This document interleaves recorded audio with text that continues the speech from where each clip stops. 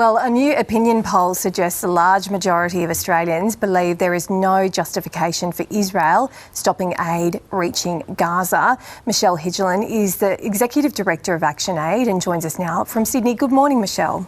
Good morning, Bridget. Why did you feel it was important to do this poll to put out, a sentiment on how Australians are feeling about what we're seeing happen in Gaza?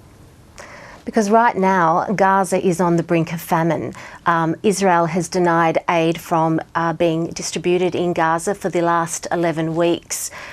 2 million people on the brink of famine. What happens over these next couple of days will be critical for the people of Gaza, where we're already starting to see some of the most vulnerable children and the elderly die of chronic malnutrition. How many Australians did you find feel that it is unjustifiable what we're seeing happen in the Middle East? Well, the polling that we undertook included a sample of Australians, and that found that 82% believe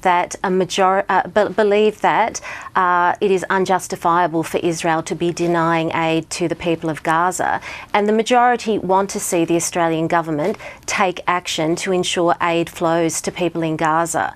I think what's also interesting about the polling is that the majority of those who want to see the Albanese government take action are Labor voters. So this is a pretty clear message to the government that the status quo in terms of our policy in relation to Israel is not enough. What would action look like, Michelle, in terms of statements or more concrete action from the Australian government? Well, there's a number of things the Australian government could be doing, definitely following suit with our counterparts in the UK, Canada and France, who've made it very clear to Israel that unless aid is able to flow freely to Gaza, that they will take action. And that can include targeted sanctions, just as we have against Russia for its invasion of Ukraine. While not all the agencies involved in the polling support sanctions, from ActionAid's perspective, it is time we start to look at this, particularly targeted sanctions against those who are using starvation as a weapon of war.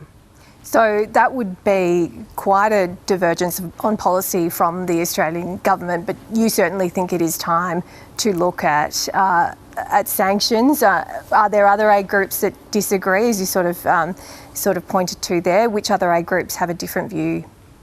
Well, look, I think that we all have different views based on our international families, but, right now, unless decisive action is taken, people will starve to death.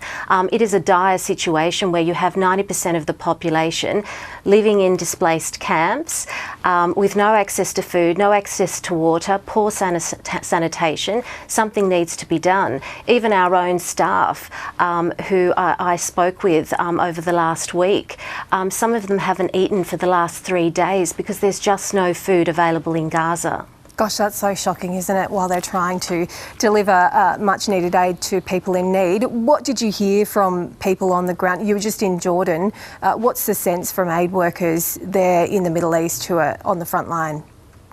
My colleagues describe the situation in Gaza as hell on earth. It is such a dire situation where people are living in fear, facing constant bombardment.